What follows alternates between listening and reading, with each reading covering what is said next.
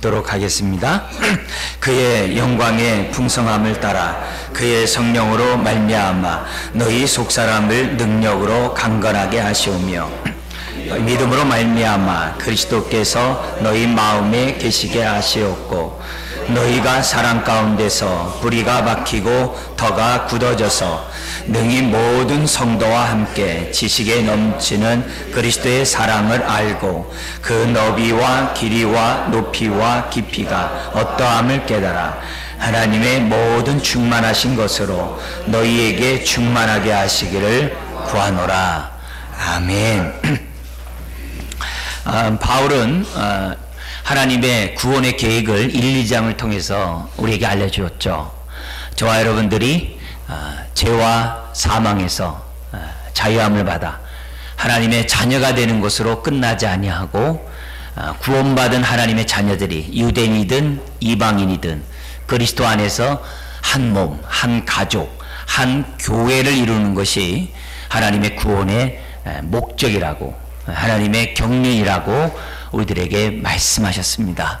하나님의 뜻이 이러하다면, 또 교회를 건강하게 세우러 가는 것이 하나님의 뜻이라고 한다면, 이때 바울이 그 교회를 향하여, 에베소 교회를 향하여 무슨 기도를 하겠습니까?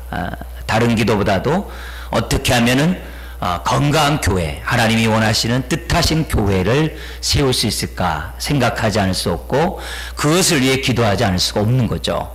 이제 그런 가운데 오늘 우리가 방금 읽었던 이런 기도, 16절부터 19절에 이런 기도를 하고 있는 겁니다.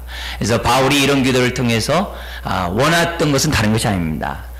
교회가 건강하게 세워져서 하나님의 뜻을 이루는 교회가 되기를 원하는 것, 바로 그것이 하나님의 뜻이고 바울이 원하는 기도 제목이었다는 겁니다.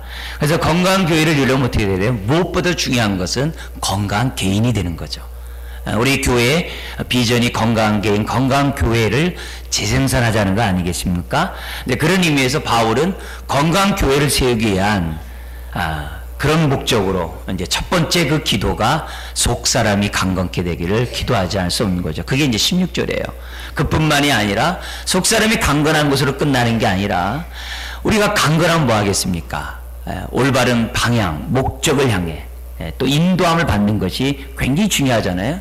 무엇보다 주님이 나의 인생의 주인인 것으로 인정하고 그 주님을 따라가는 것이, 동행하는 것이 무엇보다 중요하잖아요. 그래서 두 번째 나오는 그 기도가 그리스도께서 너희 마음에 계시게 하옵소서라는 그런 기도를 아뢰는 거죠. 그러면서 이제 교회는 어떻게 해야 됩니까? 무엇보다도 기초가 튼튼해야죠.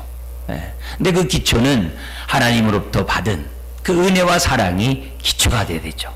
그래서 그 기초 위에 너희가 굳건히 서기 원하고, 교회가 계속 지속적으로 자라가려면 사랑의 줄로 연합하고 사랑의 줄로 한 몸 되어야 되지 않겠습니까?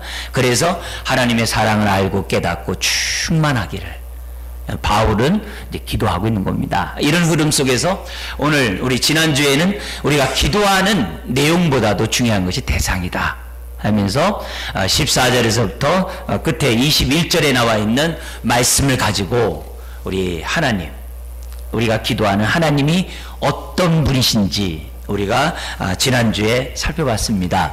이 얘기에 대해서는, 하나님에 대해서 좀 더 우리가 좀 보겠습니다만, 먼저 오늘 이 시간에는 우리 첫 번째 우리 기도, 속사람이 강건하게 하시오며, 여러분 성령 충만한 성도가 되기를 원하기 위해서 우리는 지금 에베소서를 보고 있는데요, 성령 충만한 성도는 오늘 무엇보다도, 충만한 성도는 속사람에게 관심을 갖는다는 거예요.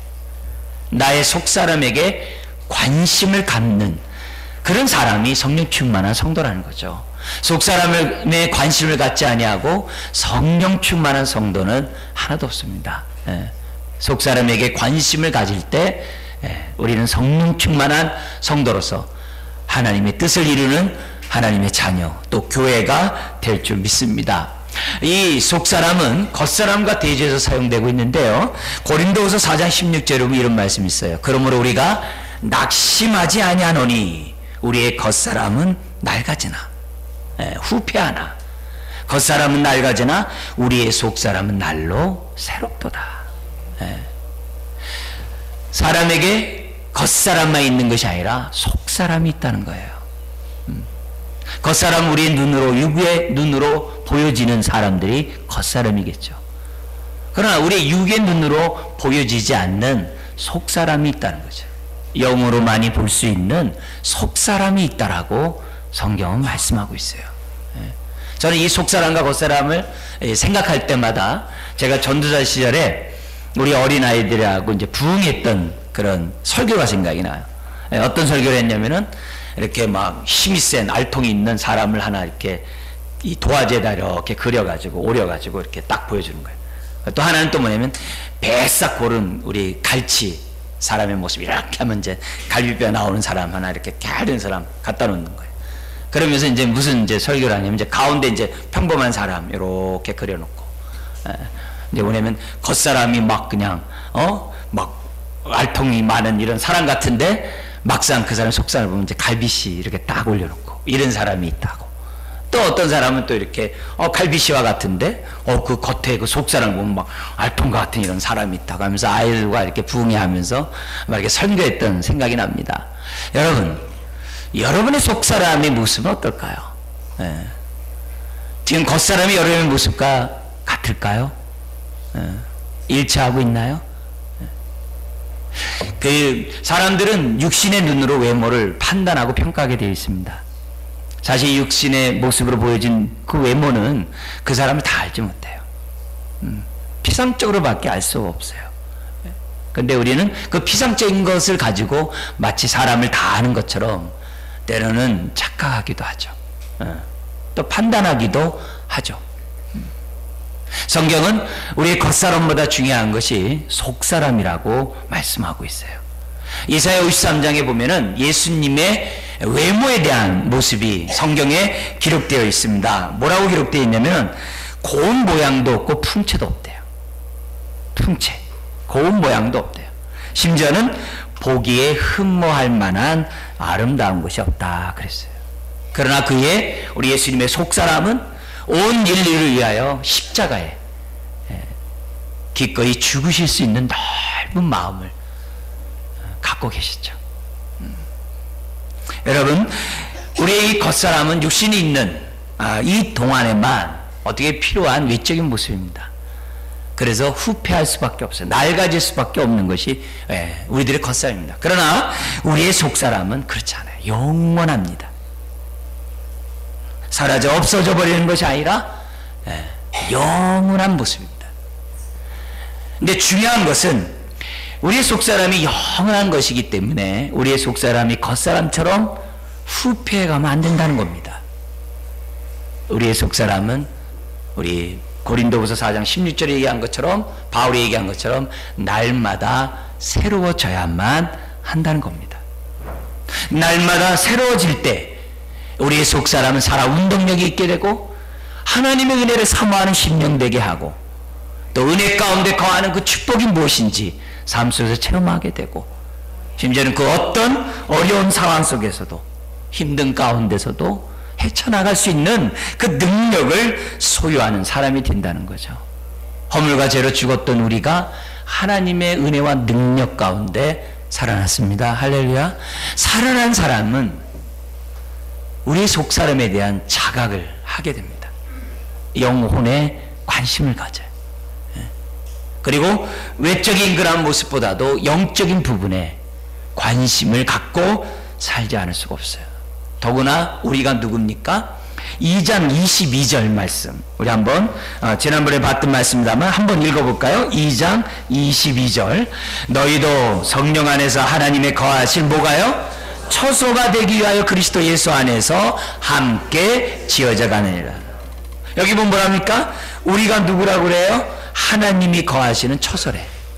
물론 여기는 믿는 저와 여러분들이 모여있는 이 공동체 교회를 얘기하는 겁니다.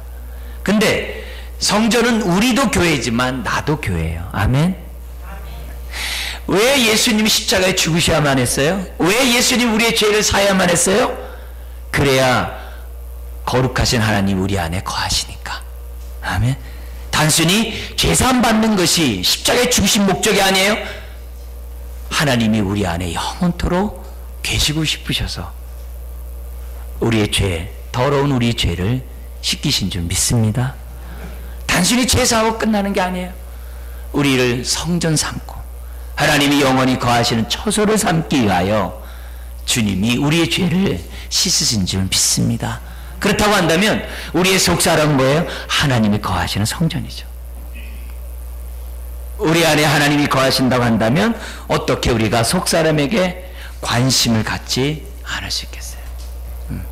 관심을 갖지 않는다는 자체는 우리가 거듭났다라고 말할 수가 없습니다.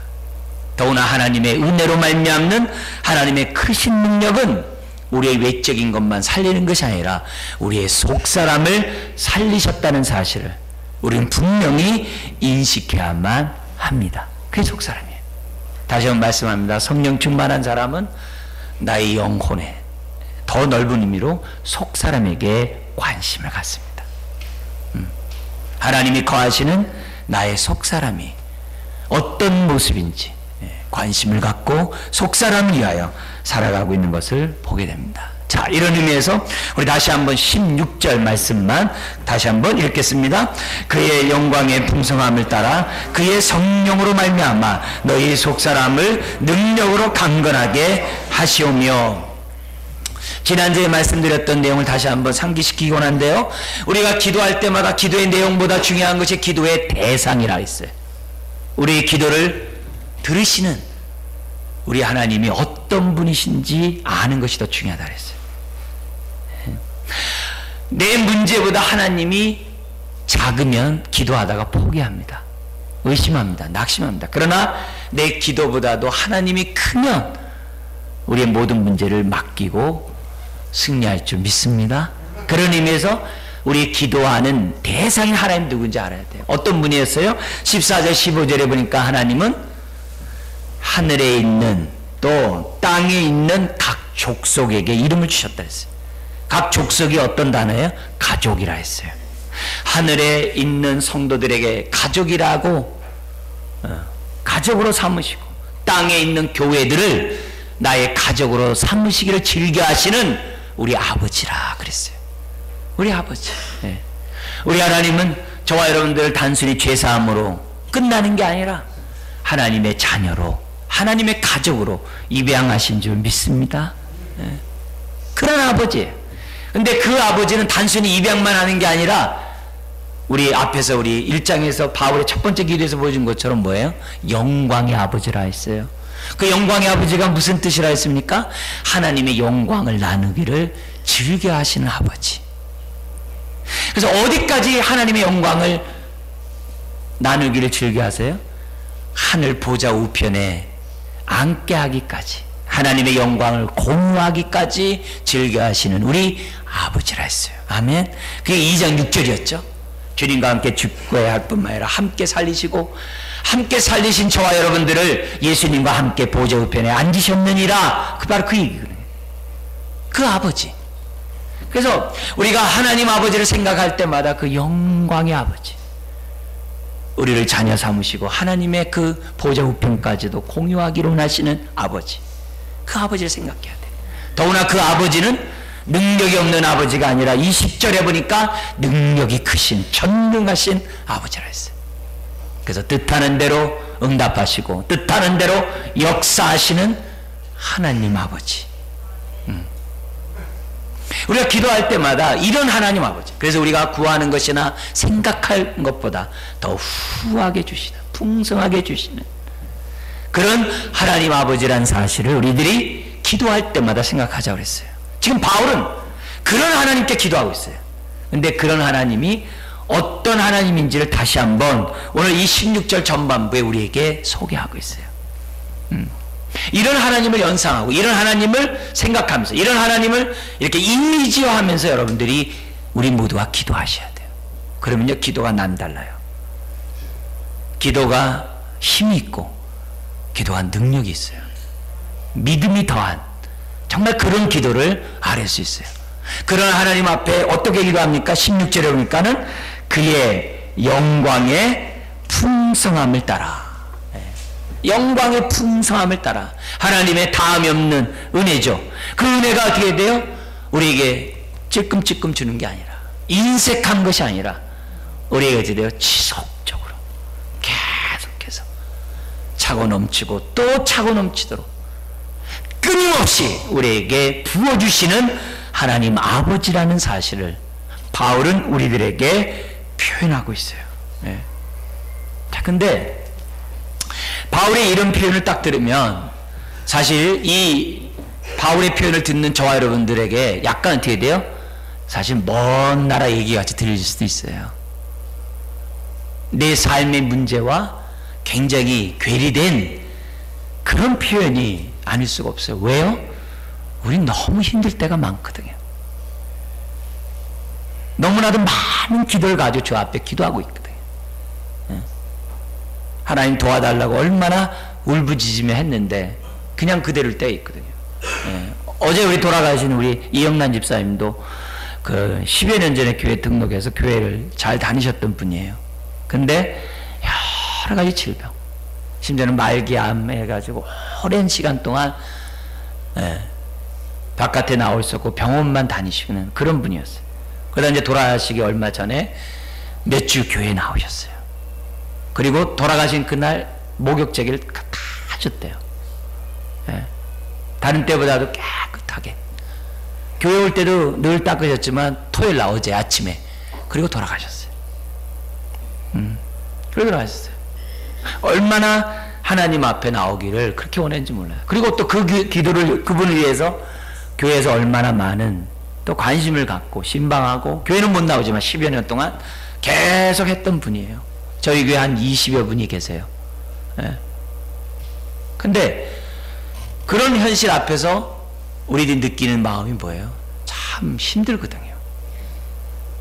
좀 건강한 모습으로 교회에 나와서 예배드리면 얼마나 좋아요. 그죠? 오늘 이렇게 힘든 가운데서도 교회에 나오신 또 몇 분 계시잖아요. 이 자리에요. 입원하셨다 지금 교회 나오신 분 계시잖아요. 쉽지 않거든요. 이렇게 나오는 게 얼마나 감사한지 못 나오고 끝난 분들이 얼마나 많아요. 주변에 많은 어려움이 있어요. 우리의 인생, 내 자신의 인생도 볼 때 어떻게 돼요? 얼마나 힘든 일인지 몰라요. 힘든 세상을 우리들이 살아가요. 기도하다가 푸념하기 일수인 게 우리들의 현실이에요. 근데 지금 뭐라 그래요? 그의 영광의 풍성함을 따라. 굉장히 먼 얘기인 것 같아요. 처음에는 이런 은혜를 삼으면서 열심히 기도했는데 응답이 더디고 응답이 나에게 이루어지지 않자 믿음을 놔버린 지가 오랜지도 몰라요. 그런 것이 현실이에요.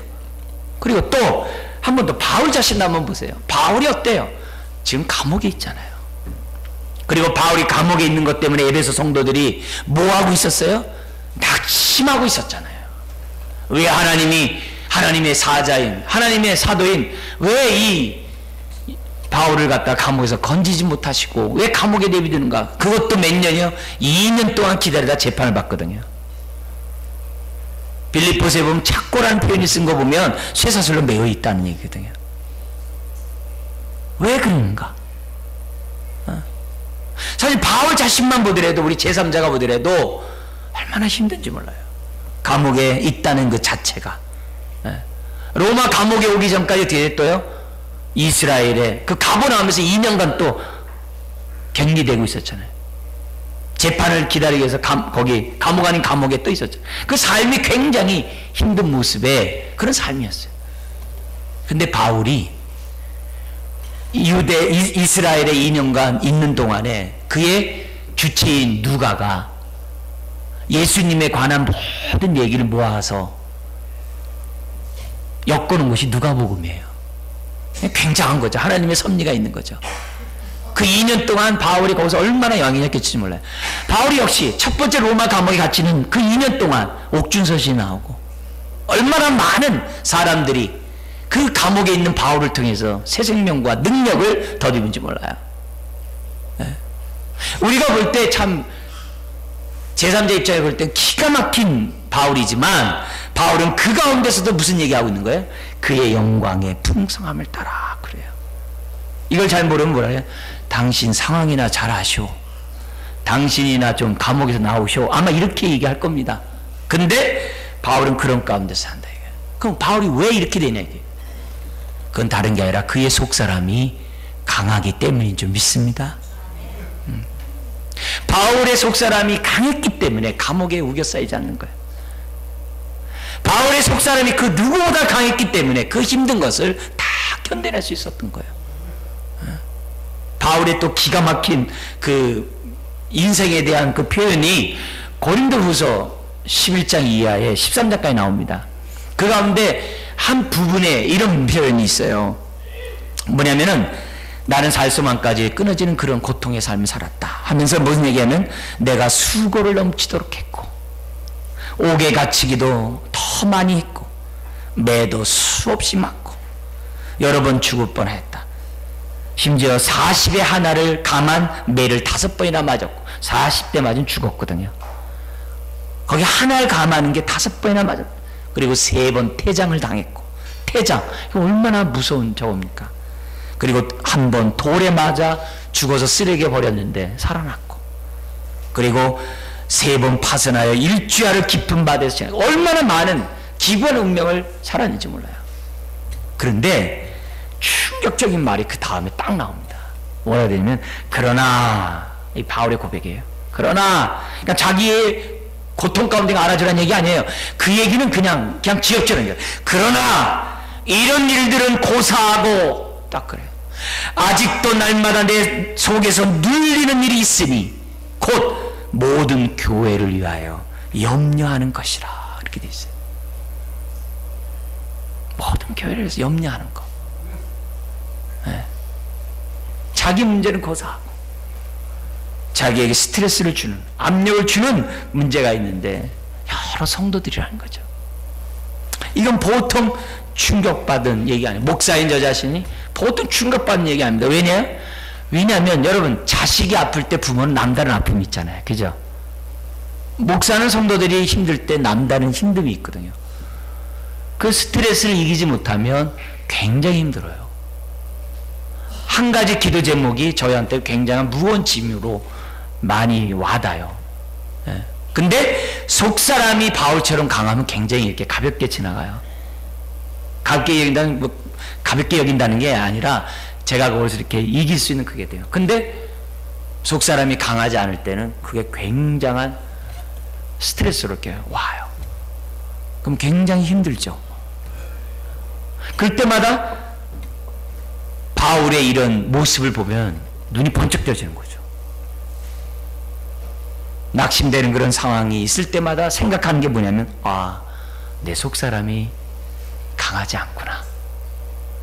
내가 다함이 없는 은혜 앞에 서지 않았구나. 거하지 않았구나. 이런 생각을 갖게 된다는 거죠.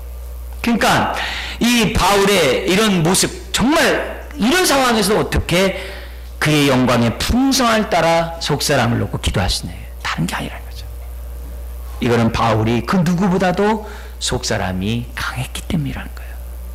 그리고 바울이 이렇게 속사람이 강할 수 있었던 것은 뭡니까? 그를 부르신 하나님이 누구인지를 알고 그분이 하나님의 자녀들에게 그의 영광의 풍성함을 따라 부어주시는 하나님의 그 크신 은혜와 능력이 없다함을 그가 체험하고 있었기에 바울은 속사람이 강할 수 있었던 거죠. 사실 바울에게 베푸신 은혜가 얼마나 큽니까? 왜? 그는 예수 믿는 사람을 잡아 죽이는 바리새인이었잖아요. 그랬던 그가 은혜를 입고 자녀가 됐어요. 그것도 감사한데 사도가 됐어요. 사도가 된 것도 감사한데 그가 많은 고난을 당할 때마다 하나님이 함께 하셨어요. 그러니 바울은 그 은혜가 얼마나 큰지 누구보다도 잘 알고 있죠. 그래서 지금 감옥에 갇혀있는 바울임에도 불구하고 오히려 바깥에 있는 에베소 성도들 향해 얘기합니다. 그의 영광의 풍성함을 따라. 성령 충만한 성도는 이래야 됩니다. 이래서 우리가 기도해야 되는 거예요. 성령 충만케 해달라고. 하나님, 우리 모두가 하나님의 영광의 풍성에 따라 속사람이 강건할 수 있도록 하나님 은혜 베풀어 주시옵소서. 여러분, 다른 것 없습니다. 네. 오늘 다시 한번 하나님의 은혜 앞에 서서 속사람이 강할 때 우리는 하나님의 정말 뜻대로 우리 인생을 살 수 있어요.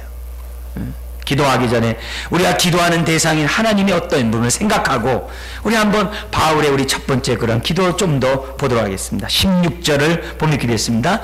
그의 영광의 풍성함을 따라 뭐라고 됐어요? 그의 성령으로 말미암아 너희 속사람을 능력으로 강건하게 하시오며. 예. 지금 바울은 건강한 교회를 세우기 원했어요. 그리고 교회가 하나님의 부르심에 따라서 하나님은 어떻게 됐습니까? 3장 10절 한번 같이 한번 읽어볼까요? 3장 10절 시작. 이는 이제 교회로 말미암아 하늘에 있는 통치자들과 권세들에게 하나님의 각종 지혜를 뭐하게 하게 알게 하려 하심이라. 누구를 통하여? 교회를 통하여. 왜 하나님이 교회를 세우는 거예요? 왜 믿는 사람을 모아서 교회를 세워요? 교회를 통하여 하나님의 지혜를 세상에 알게 하기 위하여. 그러니까 무엇보다도 교회가 건강하게 세워져야 돼요. 건강하게 세우려면 다른 것 없죠.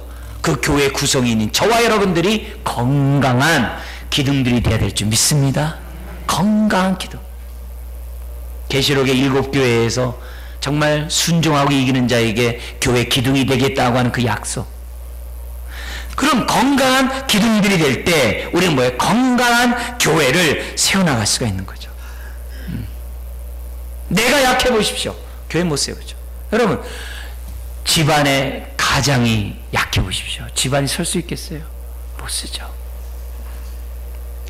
어느 단체든지 그 중심되는 리더가 약해 보십시오. 서겠습니까? 못 쓰죠.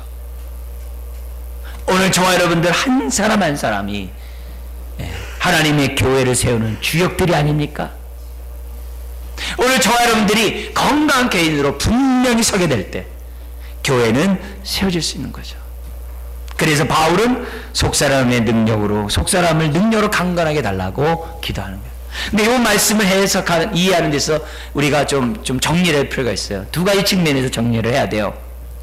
왜 바울은 속사람을 위해서 기도했는가? 첫 번째는 3장 13절 때문이에요. 3장 13절 한번 읽어볼까요? 그러므로 너희에게 구하노니 너희를 위한 나의 여러 환난에 대하여 뭐하지 말라? 낙심하지 말라. 이는 너희의 뭐라고요? 영광. 자기가 감옥에 있는 이것이 너의 영광이라고 얘기하면서 바울이 속사람 강하기 때문이죠. 근데 바울과 달리 감옥 바깥에 있었던 성도들은 뭐하고 있었다고요? 낙심하고 있거든요. 이 낙심하다는 얘기가 뭐예요? 속사람이 약하다 이 말이에요. 그래서 1차적으로 바울은 에베소 성도들이 어떻게 해야 돼요? 낙심하지 않는 이런 상황에서 그런 속사람을 갖기 원했다 이게요. 그들은 고난에 대한 이해가 낮았어요.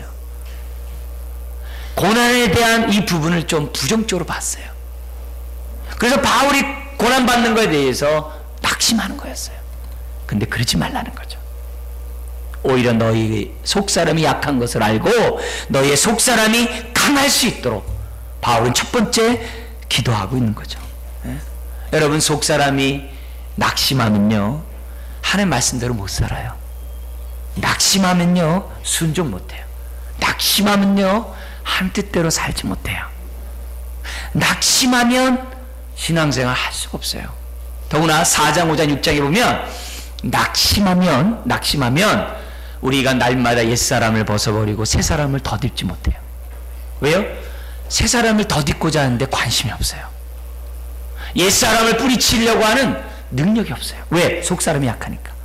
5장에서는 뭐라 그래요? 5장 6장 전반절에는요 사회 대인관계를 못해요. 속사람이 약하면 부부관계나 부모자식관계나 직장생활을 못해요. 대인관계가 원만하지 못해요. 원만하지 못해요. 수용하지 못해요. 포용하지 못해요. 이해하지 못해요. 배려하거나 섬기거나 인내하지 못해요. 속사람이 약하면. 더구나 6장 10절 이하에 가면 속사람이 약하면 뭐가 못해요? 전신갑주를 입지 못하기 때문에 온 사탄 마귀와 싸울 수가 없어요. 에베소 2장 1절 3절에 뭐라 그래요? 지금도 이 세상에 공중권세 잡은 자가 이 세상의 많은 사람들을 미혹하고 있고 많은 사람들을 정말 이끌어가고 있는 이 세상 속에서 속사람이 약하면 신앙생활 못해요. 그래서 바울은 무엇보다 에베소 성도들에게 속사람이 강하기를 기도해요. 그런데 두 번째, 이 속사람이 강하기를 기도하는 이유는 다른 게 아니라 어떻게 돼요? 적극적으로 인생이 나를 위해 사는 게 아니라 먼저 그 나라 그 일을 구하는 인생을 삶을 살도록 하기 위해서 강하게 기도하고 있는 거예요. 속사람이 강한 사람만이 하나님 나라를 꿈꿉니다. 속사람이 강한 사람만이 교회의 영광을 바라보면서 살게 돼 있어요. 속사람이 강한 사람만이 그 힘든 가운데서도 나의 삶이 너의 영광이니라 하면서 신앙생활 할 수 있어요. 그래서 바울은 그들을 위해서 속사람이 강해지기를 기도하고 있어요. 오늘 우리도 마찬가지죠. 발등에 불이 떨어진 문제들에 전전긍긍하면 우리는 나를 통해서 교회를 세우고 나를 통해서 하늘에서 이룬 뜻을 이 땅에 이루어드리려고 하는 하나님의 뜻을 우리들은 생각조차 못합니다. 신앙생활하는 것도 나를 위해서 신앙생활할 뿐이에요. 안 되거든요. 우리가 성령 충만한 속사람이 강건한 하나님의 사람이 되어야 될 줄 믿습니다. 자, 그런데 우리의 속사람이 강해지려면 어떻게 해야 되는가? 세상이 이래요. 저 사람 참 독한 사람이네. 또 이렇게 저 사람 참 강한 사람이네. 야, 저 사람 참 아주 그냥 의지가 아주 막 굉장하네. 이렇게 표현을 합니다. 세상에서도 독한 사람 많아요. 근데 우리가 속사람이 강하다는 것은 독하자는 게 아니에요. 우리가 속사람이 강하는 것은 내 마음의 의지가 아니라 누구로부터요? 성령으로부터 우리의 속사람이 강해질 수 있다는 것을 우리들에게 보여주는 거죠. 그래서 그의 성령으로 말미암아 너희 속사람을 능력으로 강건하게 하시오며. 할렐루야. 여러분, 하나님은 저와 여러분들의 허물과 죄로 죽었던 우리를 살리는 수준에서 머무는 게 원치 않아요. 죄사함 받고 자유인이 되는 것으로 원치 않아요. 저와 여러분들이 성령 충만해서 저와 여러분들이 능력 있는 하나님의 자녀, 영생을 맛보며 살아가는 하나님의 자녀가 되기를 원해요. 그래서 지금 어떻게 돼요? 하나님은 바울을 통해서 우리에게 기도하고 있는 거예요. 사랑하는 자들아, 성령의 능력을 알라. 너희들이 성령의 능력을 덧입으면 너희의 속사람이 강할 수 있느니라. 그러면 외적으로 볼 때는 이렇게 막 갈비뼈와 같이 막 빼빼하고 아무것도 아닌 것 같아요. 그런데 성령의 능력을 입으면 그 안에 헐크가 있는 거예요. 굉장한 사람이 있는 거예요. 그 어떤 상황에서도 우겨싸이지 않고 좌절하거나 낭망하지 않는, 두려워하거나 무서워하지 않는, 염려하거나 근심하지 않는 그런 사람이 내 안에서 이렇게 강하게 자라날 수가 있다는 거예요. 더구나 우리가 사는 세상은 어떤 세상이에요? 마귀가 역사하고 있는 세상이거든요. 끊임없이 우리로 하여금 하나님께 관심 두지 않고, 우리로 하여금 겉사람에게만 신경 쓰게 하고, 우리로 하여금 하나님의 영광보다는 세상의 영광에 초점을 두려고 끊임없이 우리를 자극하고 있는 자가 있거든요. 이런 가운데서 우리가 분별하고 하나님의 뜻 가운데 살아가려고 한다면 속사람이 강하지 않으면 안 돼요. 하나님의 능력을 덧입지 않으면 안 돼요. 한번 이 시간에 한번 생각해 보세요. 나는 얼마나 지금 현재까지 기도하면서 나는 속사람의 강건함을 놓고 기도해 왔는가. 우리 교회가 건강한 개인, 건강한 교회 재생산인데 그 비전에 따라 얼마나 기도하며 내 속사람의 강건함을 덧입기 위해서 하나님 앞에 몸부림치며 살았는가. 한번 이 시간에 우리에게 자문자답해 보셔야 돼요. 우리 모두가 얼마나 나의 속사람을 놓고 기도했는가. 여러분, 거듭났다고 해서 갑자기 헐크가 되는 게 아니에요. 영적인 군사가 되는 게 아니에요. 거듭나면 어린아이와 같아요. 영적으로요. 10년 20년 신앙생활하면 저절로 헐크가 되는 게 아니에요. 성령 안에서 속사람에게 관심을 가지고 정말 속사람이 자라가도록 몸부림치는 사람이 그 영이 강할 수 있는 거죠. 신앙생활을 오래 한 게 중요한 게 아니에요. 속사람이 강하지 않으면 어린아이와 같이 행동하게 돼 있어요. 속사람이 강하지 않으면 유아적인 특징들을 신앙생활하면서 보이게 되어 있어요. 그러면 하나님의 뜻도 분별하지 못하고, 그러면 건강한 교회를 세워갈 수가 없는 거죠. 그래서 무엇보다도 건강 개인의 소중함을 알았던 바울은 속사람의 강건함을 위해 기도하고 있는 거죠. 더구나 여러분 생각해 보세요. 왜 우리를 자녀 삼으셨다고요? 우리를 가족 삼기 위해서. 저와 여러분들을 그리스도의 몸의 한 지체로 부르셔서 한 가족, 한 교회를 삼고자 우리를 구원했대요. 그래서 구원의 꽃이 교회예요. 우리 개개인이 아니에요. 교회예요. 그렇다면 이런 하나님의 뜻 가운데 우리의 인생을 드리려고 한다면 어떻게 돼요? 속사람이 강하지 않으면 안 돼요. 잠언 4장 23절에 보면 이런 말씀이 있어요. 모든 지킬 만한 것 중에 더욱 내 마음을 지키라. 생명의 근원이 이에서 남이라. 여러분, 우리의 마음을 지키는 것, 이게 얼마나 어렵습니까? 우리가 이 땅 살아가면서 낙심하지 않고 딱 지키는 것, 유혹받지 않고 딱 지키는 것, 그 많은 일들이 있지만 다 제거하고 주를 향해서 딱 목표를 가지고 살아가는 것, 이게 쉽지 않거든요.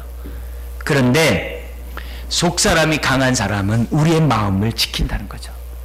로마서 7장 22절에 이런 말씀이 있어요. 내 속사람으로는 하나님의 법을 즐거워하되, 이런 말이 있어요.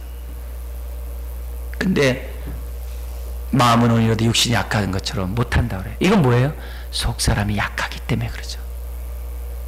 그러나 성령의 능력 가운데 속사람이 강하면 마음이 먹은 대로, 마음 먹은 대로 살아갈 수 있고, 마음 먹은 대로 순종할 수 있고, 마음 먹은 대로 하나님의 은혜 가운데 살아갈 수 있다는 거죠. 여러분, 세상 사람들은 속사람에 관심 없어요. 오직 믿는 사람들만이 관심 있어요. 겉사람은 후피할 수밖에 없어요. 그러나 속사람은 강해요. 우리가 겉사람이 젊었다고 해서 젊음이 아니에요. 젊었어도 어린아이 같이 쓸 수 있어요. 반면에 어린아이에서 어린 게 아니에요. 그 안에 장성한 믿음을 갖고 있는 성인이 들을 수 있어요. 얼굴에 검버섯이 생기고 많이 늙어간다 해서 영이 늙은 게 아니에요. 영은 날마다 새롭도다. 할렐루야. 우리의 영은 날마다 새로울 수 있어요. 청춘이 될 수 있어요. 독수리가 날개치며 하늘을 비상하는 그런 청춘이 성령의 능력으로 속사람이 강하면 할 수 있다는 거죠. 그래서 우리는 마음이 늙으면 안 되잖아요. 우리의 속사람이 늙으면 안 되잖아요. 우리의 속사람이 낡아지면 안 되잖아요. 무엇보다 중요한 것은 우리의 속사람의 강건함이죠. 그래서 바울은 감옥에 있으면서 석봉을 얘기하지 않았어요? 기도하지 않았어요? 감옥에 있으면서도 에베소에 있는 사람들에게 안일함을, 편안함을 기도하지 않았어요? 오직 속사람의 강건함을 기도했어요. 그래서 앞으로 만날 큰 환난, 대환난을 에베소 교회에 가서 겪거든요. 그 대환난을 겪을 때 넉넉히 이겨나갈 수 있는 그 원동력, 속사람을 놓고 기도하고 있어요.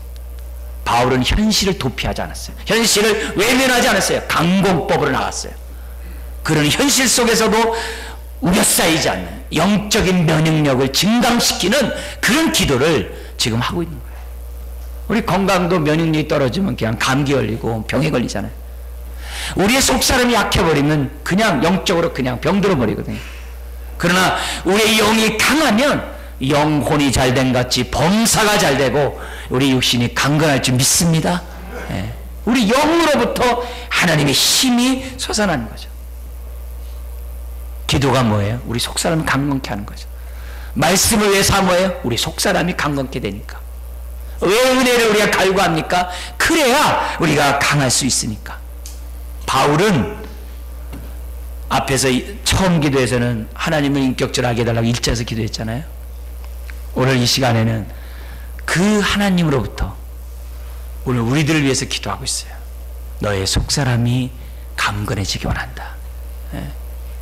여러분, 자기 십자가를 지고 자기 일을 부인하고 주님을 따라갈 수 있는 사람은 속사람이 강하지 않으면 안 돼요. 그리고 이런 사람만이 자원함으로 주를 따라가요. 우리가 주님을 닮기를 그렇게 원해요. 하나님 주님 닮기 원해요. 주님 닮기 원해요. 여러분, 속사람이 강하지 않으면 주님 결코 닮을 수가 없어요. 속사람이 강할 때 주님도 닮을 수 있고, 속사람이 강할 때 하나님의 뜻을 이룰 수 있고, 속사람이 강할 때 하나님의 기쁨이 되는 인생이 되고, 속사람이 강할 때 우리의 인생이 행복할 줄 믿습니다. 비록 가을 또 여러 가지 안팎의 많은 어려운 일로 힘들어한 여러분, 주의 은혜를 사모함으로 성령의 능력으로 속사람이 강건해지기 바랍니다. 그리고 내일에 머무는 것이 아니라 하늘에서 이룬 뜻을 이 땅에 이루어드리는 우리 능력 있는 하나님의 자녀, 또 교회가 되기를 주의 이름으로 축원드립니다. 기도하겠습니다. 하나님 아버지, 오늘 우리 다음이 없는 하나님의 은혜로 자녀 삼으시니 감사합니다. 주여, 자녀된 우리가 성령의 능력으로 말미암아 속사람의 강함을 위해 관심을 갖고 기도하고 자라가게 하기를 원합니다. 온 교회가 속사람이 강하도록 은혜를 베푸시고 성령의 충만한 능력으로 덧입혀 주시옵소서.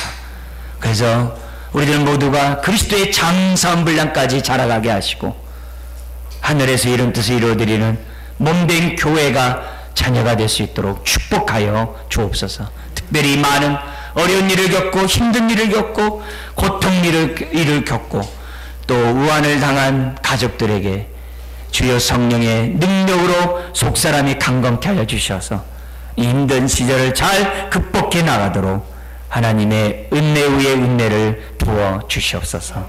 감사하며 예수님의 이름으로 기도드리옵나이다. 아멘. 아멘.